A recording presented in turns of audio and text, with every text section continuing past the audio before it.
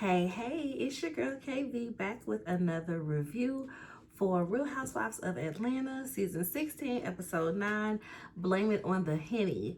Y'all, make sure y'all like the video, subscribe to the channel if you haven't already, share the video with a friend, comment, let me know what you think about the show, the review, all of the things. So let's get on into it. The episode starts with Cynthia being, y'all, I just put some cuticle oil on. I be having my whole family putting on cuticle oil. Even my 4-year-old be like, Mama, I need some cuticle oil. Anytime she get a little hangnail. So yeah, if I be holding my hands funny, it's because of the oil. So this episode opens up with Cynthia going to see everybody. She's trying to see what happened after TT went to bed, because TT said, listen, I don't really be up much past midnight. I ain't really got time for all these hood rat shenanigans, okay? So she talks to everybody. She's out to eat with Shamia and Kelly. She meets with Portia, and she also goes over to Angela's house to talk to her about it. So when she first, we see her really with Shamia and Kelly. They tell her, yeah, girl, it turned up after you went to bed. Brittany tell her that Angela's husband got an outside baby.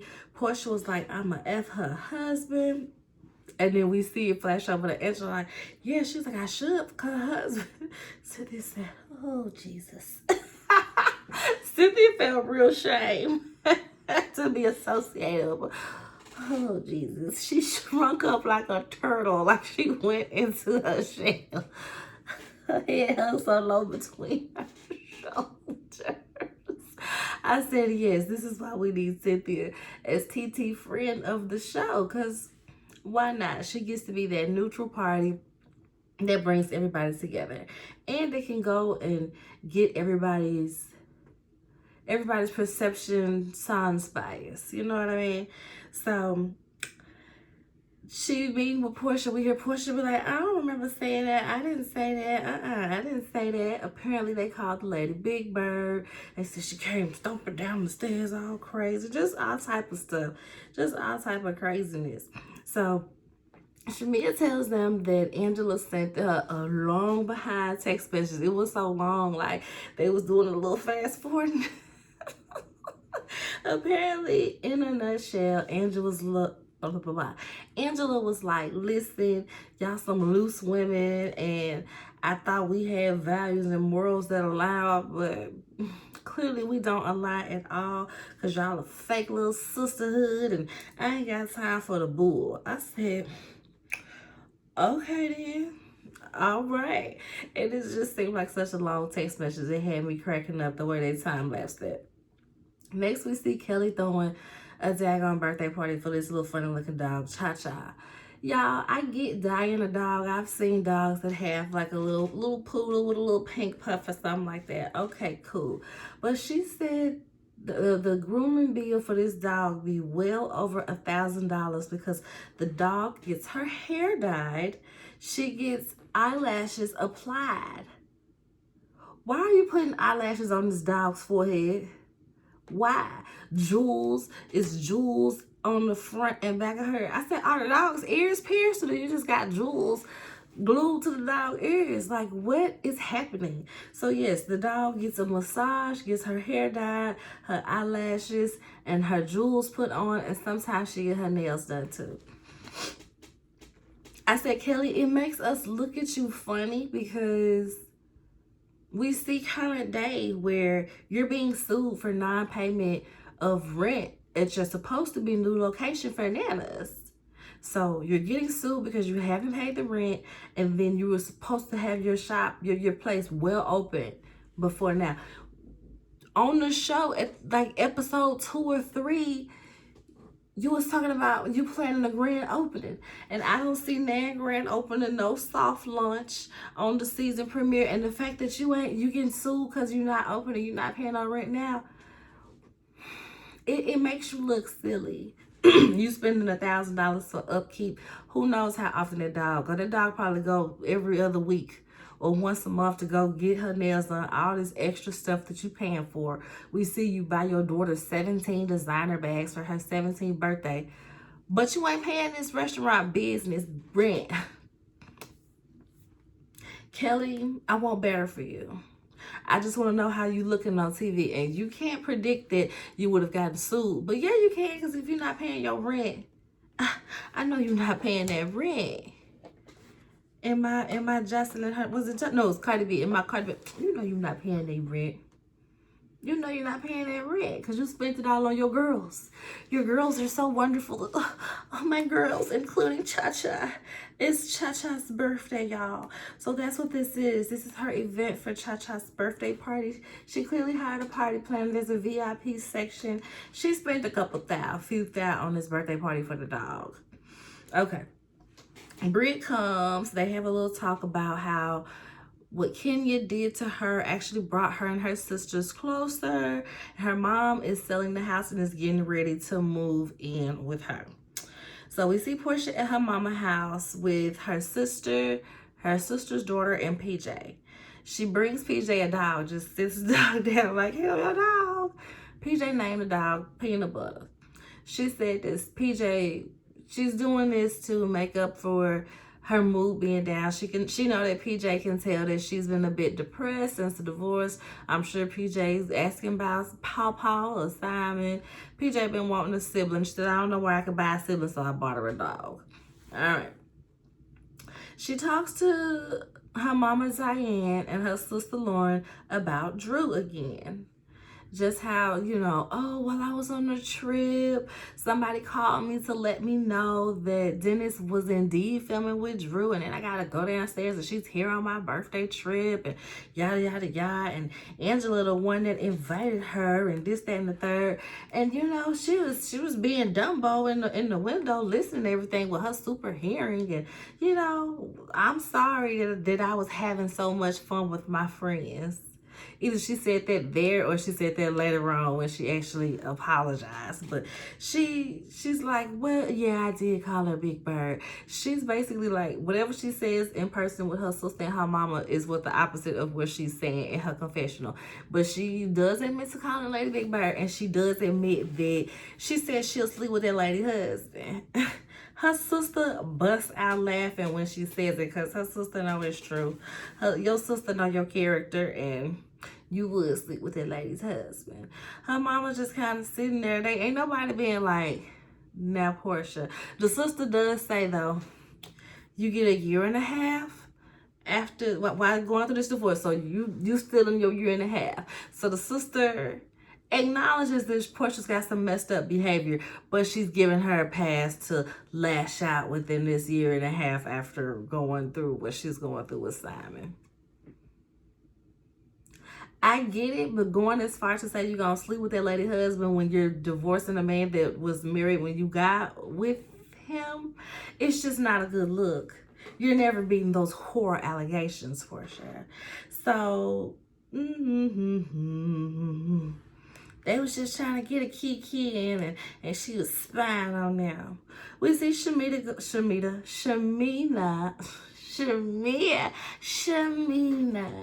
We see Shamina go to Shadina about a surrogate.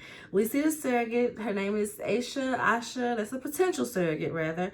And people had a lot of thoughts about this lady. I'll just say she seemed real eager. Like, yeah, let's get this done. Yeah, let's get this baby in me. Yeah, I was like, damn, baby, you a little money? You need the money? Okay, relax. And knowing Shamia and the money that she has, she probably is going to make sure this lady is good. Because technically, I think surrogates really only get paid $50,000, somewhere in the $50,000 to $60,000 range, depending on where you at. Because I remember everybody being mad about Kim K only paying her surrogate $50,000, and I'm like, it's a job that you pay a fee for. It's not like we pay per. It's not like child support where they go up against what you're making. It's a job. You pay this much for it. Now the richer people are, I'm sure they go beyond that to cover medical bills if they don't have insurance, or even the co-pays, or, you know, maybe get massages, you know, just to relax the mother, or food service or something, get all your meals prepped, you know. Well, depending on your means, you might go above and beyond to make sure that your baby is being baked in the most relaxing environment possible. But this lady saying, like, show me the money, baby. Show me the money. They FaceTime Gerald so that he can meet her as well. They're pretty set on this being their surrogate. So, hey, Shamia might be having a baby soon. Angela and Charles are working out, and she fills him in on everything. I said, as much as people got something crazy to say about Charles, I like Charles. He's giving grumpy old grandpa, grumpy old uncle that's just kind of always like, what y'all talking about that? What y'all doing that? He ain't really, it's not giving mean. A lot of people say that Charles is mean to her. I'm like, it's not really mean. It's just giving grumpy old man. They're like 60-something years old. They're probably like mid-60s. He cussed out people and got banned from Madison Square Garden. So he's going to have a bit of grumpiness to him. Like, just everything we know about him. Like, come on, y'all. But I like Charles. He's funny to me. He's giving not necessarily Peter antics, but like Peter, you know, vibes. Just, I'm a man's man. I don't take no nonsense, but I'm here for the best, okay? So he chastised her for inviting Drew to Nashville. Why would you do that? That's messy. You being messy. She like, oh, okay, well, stay on that Porsche train then. Stay on that Porsche train. Let me tell you. She says that she acting like you just so easy to sleep with. Like, she could just sleep with you and this, that, and the third. And I can't quite recall what he said. Look, I'm on the scene right now.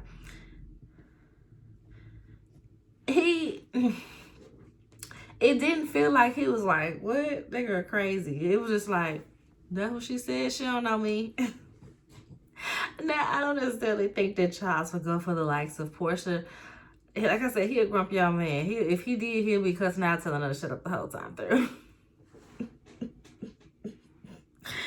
He was like, okay, well, you know, you need to stop being messy. Stay out the mess. Okay, girl, whatever. She's just like, okay. But she said this and she said that. So I asked her why she slept with that lady husband. And he just like, girl, stay out that mess. But I mean, I would like a front row seat to you showing them what's up. Pull up on that west side Chicago with it. I said, not you on the front row seat to the mess, Charles. See what I'm saying? He act like he don't be interested, but he be wanting to see the mess anyway. So, you know, he be with the shits a bit. So we see Portia. Don't make me call Portia. She's sitting there, I guess, at her mom's house again, getting ready to bring in an au pair for PJ. Everybody has been criticizing her down about getting an au pair, a living nanny for a school-age child. But if you hear what Portia said, she said most of her responsibilities is going to be taking care of PJ. Portia said she getting the live-in maid/nanny, babe. Whatever. Her mom was like, why does this feel like an arranged marriage? Portia said, I know, right? I'm getting a wife. I'm getting a wife. I said, and there it is. I don't know why that tickled me so. I'm getting a wife. Portia. Y'all, I ain't gonna say what it came. I ain't even gonna say it. I ain't even gonna say it. But when she was like, you'll be going back and forth between mine and Dennis' house, I'm like, does that girl feel comfortable living in Dennis' house? Or did y'all hire her for an all-inclusive? Because she sounds way too excited. I'm getting a wife. Most of her duties is PJ. Is you some of her duties?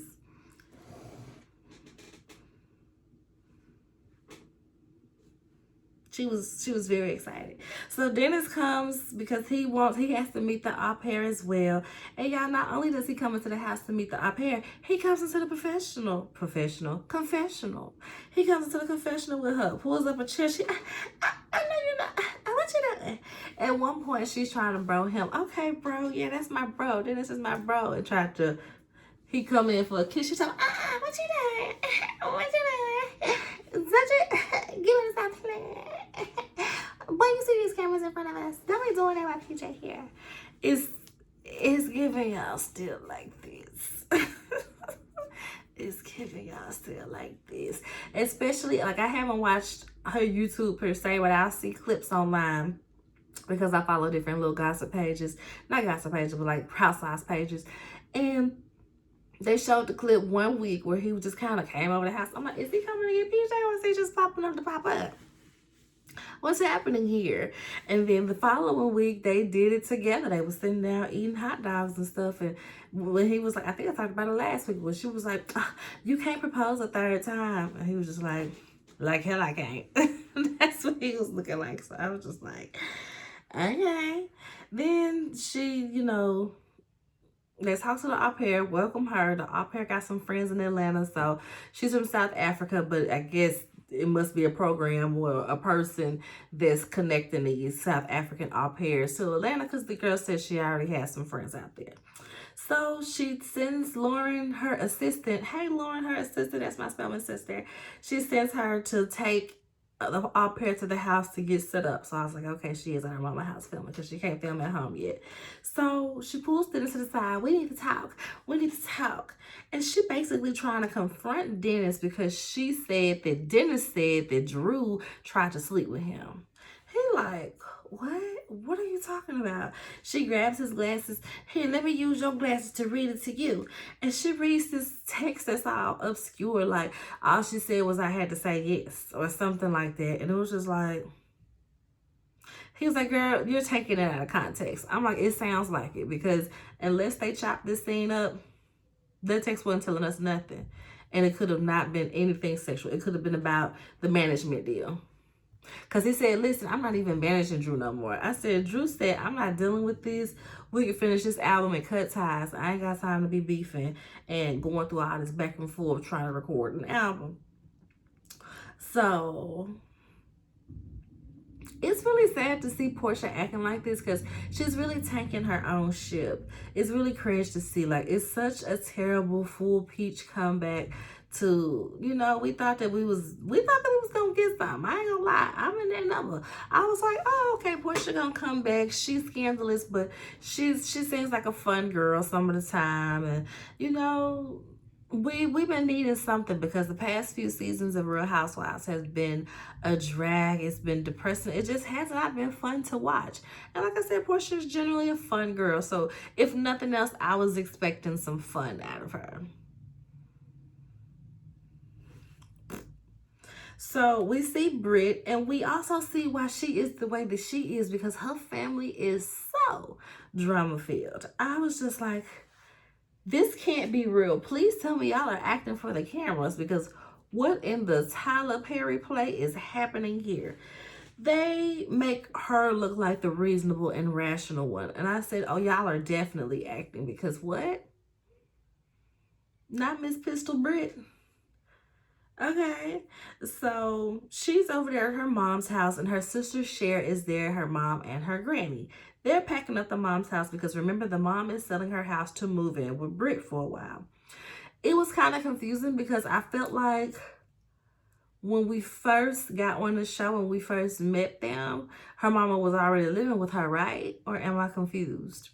Either her mom was already living with them, or they were talking about the mom moving in when she had a baby. She said, my mom was supposed to move in whenever we have a baby, but it seems like she's moved in way before that. So it's like, I guess they're showing us some scenes, you know, not necessarily in order, because this doesn't necessarily have a timeline to it that matters to us. We just know that she's moving out of her mom's house. I mean, her mom is moving out of her house. So the sister is looking for some liquor. The sister is looking for some liquor. And the mama's like, girl, you know, I don't really drink like that. And then the sister, I guess the daddy must have been a drinker. The daddy must have had a few bottles. She's like, well, who you gave it to? Mama said, if you came around more, you would know. I said, oh. Ooh. And then Cher just flies off the handle. She already mad because she feels like this house is her security blanket. If she ever fall on hard times, she get to come back and be here. Because it was a big house. Mama said the daddy only spent a year in that house after they built that house. before he passed away. So now Cher is mad. So I just can't believe you be giving away my daddy's things. That ain't right. You giving away my daddy's things. And the mama yells, well, he left me. He died. I was just like,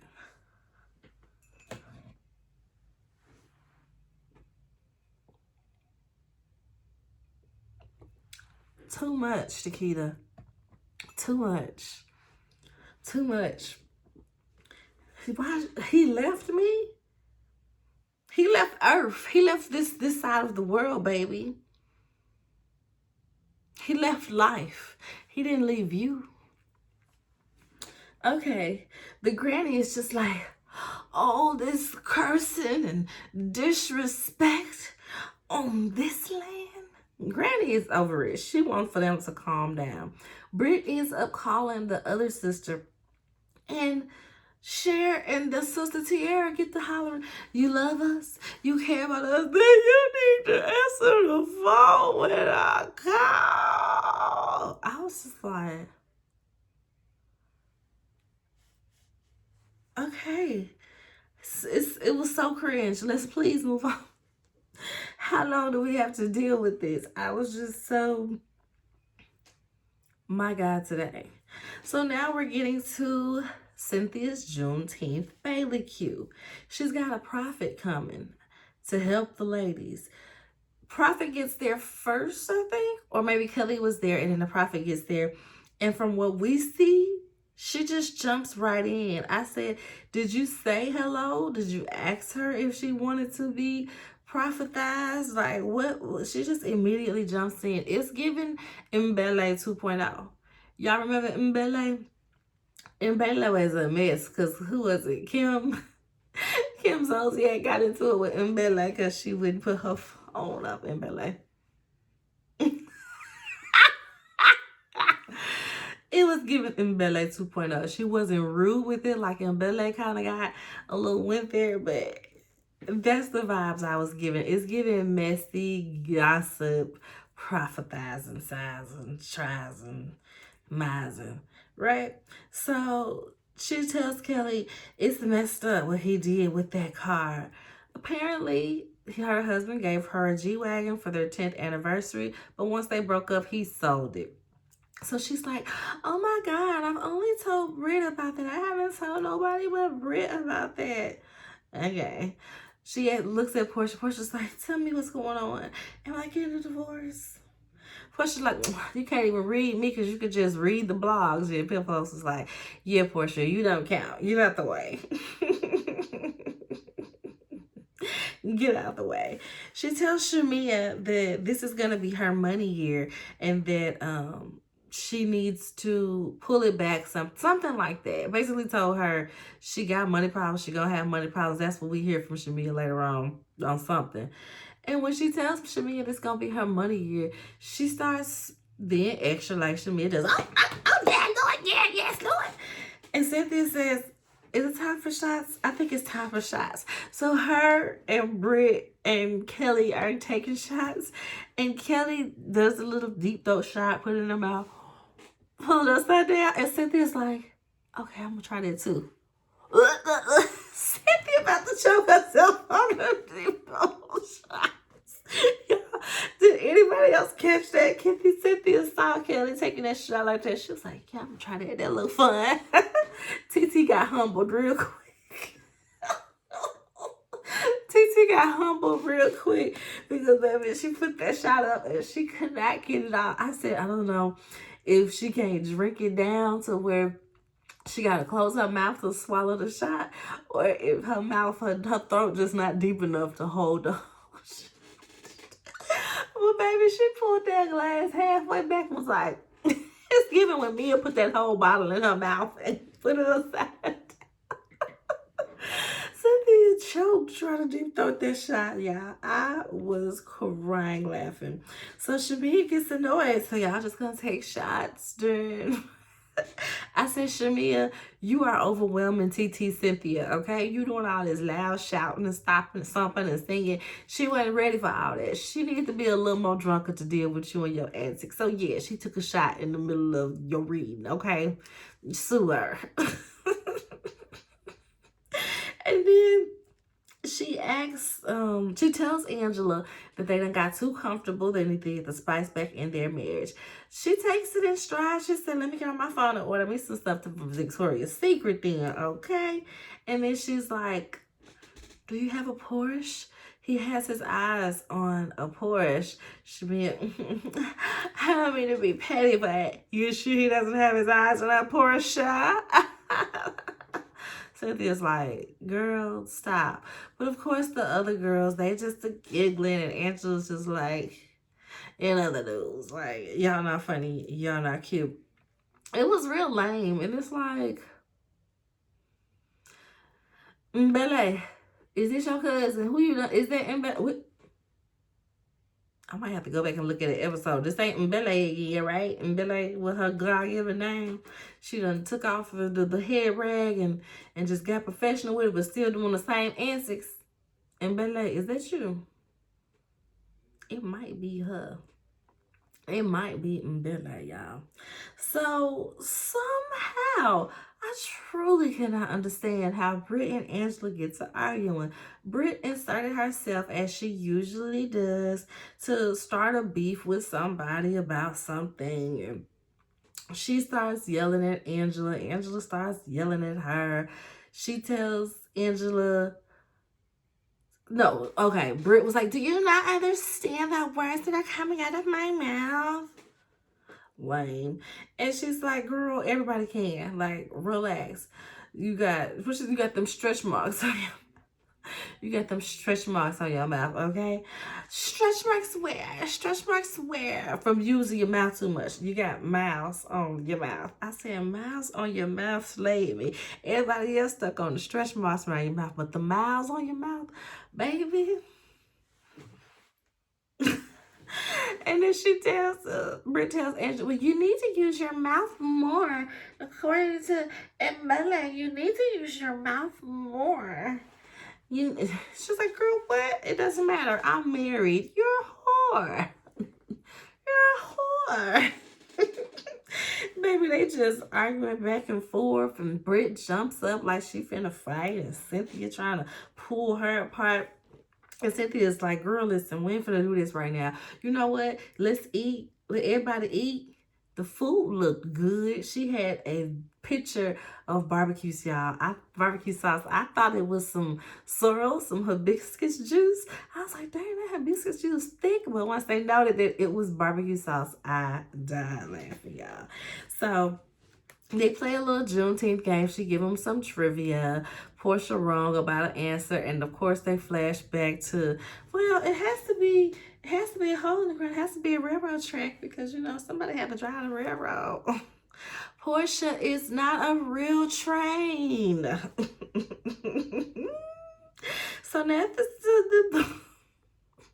So now Cynthia pulls Portia to the side to talk things out with Angela.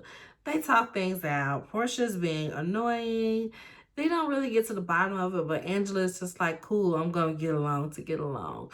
When Cynthia comes back, she asks if Portia has apologized. Portia's like, well, she hasn't apologized. I don't recall what Angela needs to apologize, what she said about Simon, but Angela's just like, well, if I offended you, then I apologize. Portia, ditto. Okay, well, if I offended you, then I apologize too. And they gonna hug it out. And y'all, Portia grabs her. They rock. Portia reach around and squeeze her booty. I said, see, now this is the hug that Britt wanted from Kenya. That tit-to-tit embrace, that rocking to side, that reach over to squeeze your booty, that probably walking away smelling like a hint of your perfume, that is what Britt wanted from Kenya. Okay? Let me embrace you. Okay? I'm just saying. So, Angela gets up, Portia gets up. Cynthia's like, Portia, you can go. Angela, you gotta stay. I gotta bring somebody else to talk to you. I'm like, wait, what? She brings down Shamia. Apparently, Shamia wanted to talk to her because she's still feeling a way about the text that Angela sent her. Angela, oh, I know why it's different now. I usually have my books because I'm like, I feel like I'm looking down so far. I am, because I usually have my iPad stacked. So Shamia is still mad about the text message, and Angela is just basically like, I expected more out of you as a married woman. I expected that you would take up for me in this situation, or at least check your friend, be like, hey, that's not cool. Shamia's just like, I laughed at everything. I laughed at my uncle's funeral. I just like to laugh. Okay, Shamia. Okay. All right. And it's taking me back to when Phaedra said what Phaedra said about Shamia, how she be sleeping with people's husbands and she be out here in them streets. Cause the fact that you laughing at Portia threatening to sleep with somebody's husband, and this been your friend for years, and she did it before, and you supported her, you overly supported her. I'm wondering if birds of a feather flock together at this point. Not to say that she's not allowed to laugh, because I mean, you drunk, you're gonna get a kiki out of whatever you get a kiki out of. But to defend it in the way that she defends it, it's like, okay, all right. But in this conversation, Shamia is kind of getting super defensive. She's cutting Angela off, not really letting her get anything out. And I'm like, Shamia, you're tanking your ship as well, trying to attach it to Portia's. Because you can literally just get out of her ass. You don't have to ride as hard as you do, especially knowing that she does not return the favor. And we see in the mid-season trailer that somebody gonna break it to you that she don't support you like you support her. And somebody gonna let Portia know that Shamia's feeling away because she feels like it's a lopsided friendship. So, yeah, y'all. Shamia started off strong. Shamia and Kelly started off strong, but them, the way that they just trying to gang, the way that Kelly is ganging up on anybody in the name of Britt, and the way that Shamia is ganging up on anybody in the name of Portia, and they all have their sights set on Angela right now, it's just giving corny, it's giving follower, it's giving I don't have a backbone. I'm just going to go with what the girls are saying, what the popular girls are saying. Because the way when they got to arguing, and Britt was like, yeah, but what about that side, baby? And Kelly shouts, yeah, girl, what about that side, baby, though? What about that side, baby? It's like, is that necessary? It was just real annoying to see them acting in the manner that they did. But that's all I got for today, y'all. Hope y'all enjoyed this review. I'm about to go get some work done. I need to put this laundry in the dryer before I go, child. Life of a mom. Always busy. But I will see y'all next time again. Make sure you like the video, subscribe to the channel, share the channel, comment on the video. Let me know what you think. Bye.